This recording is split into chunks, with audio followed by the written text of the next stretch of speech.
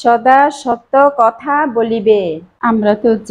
আমরা তো চাই যে জনপ্রতিনিধি যে নাকি নির্বাচিত হয়ে আসবে যেন দেশের মানে সঠিকভাবে দেশ পরিচালনা করে, সঠিকভাবে মানে সবাইকে সমানভাবে যেন সামনের দিকে নিয়ে যায়।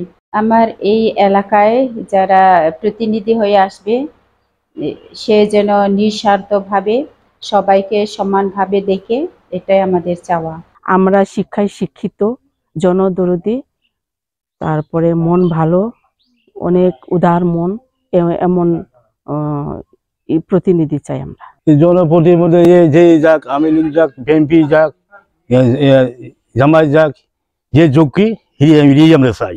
তাদের ভূমিকা হলো যেন সুস্থভাবে যেন ভোটাররা ভোট দিতে পারে, যেন ভোট কেন্দ্রে যেন বিশৃঙ্খলা না হয়, মানে সুশৃঙ্খল শান্তভাবে যেন সেখানে যেন না হয়।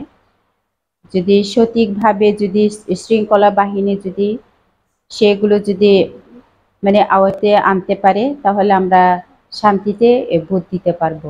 আমরা সুস্থভাবে ভোট দিতে যেন পাই, এটার জন্য সুস্থ, আর আমাদের যাতায়াত যেন সুস্থভাবে থাকে, আর শৃঙ্খলা যেন আমাদের বজায় থাকে। আমরা যখন ভোট দিতে যাব তখন শৃঙ্খলা বজায় যেন থাকে, মারামারি যেন না হয়, রক্তপাত যেন হয়, আমরা মা বোনেরা যেন কোনো বিপদে না পড়ি, আমরা যেন শান্তি শৃঙ্খলাভাবে সুস্থভাবে যেন ভোট দিতে পারি। জনগণ যাতে ভালোভাবে সুস্থভাবে যাতে ভোট দিতে পারে সেরকমই প্রশাসন হওয়া প্রয়োজন।